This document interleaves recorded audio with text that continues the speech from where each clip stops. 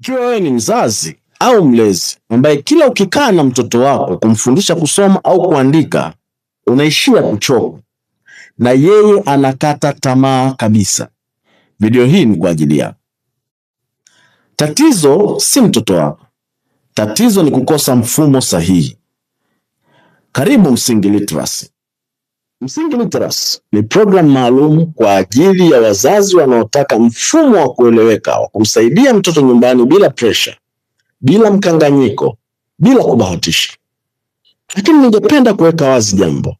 Hii sio channel ya tips na njia za mkato.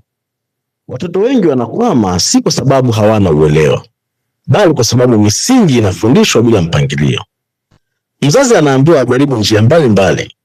Siku nyingine huambiwa hebu jaribu kufundisha ABC, au fundisha vitabu, au tumia video kufundishia, lakini bila ratiba ya kila siku.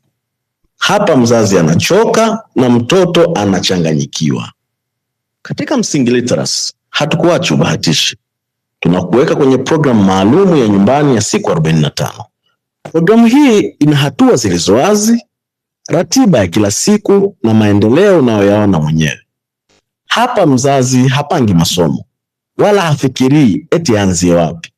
Anafanya jambo moja tu, nalo ni kufuata mfumo.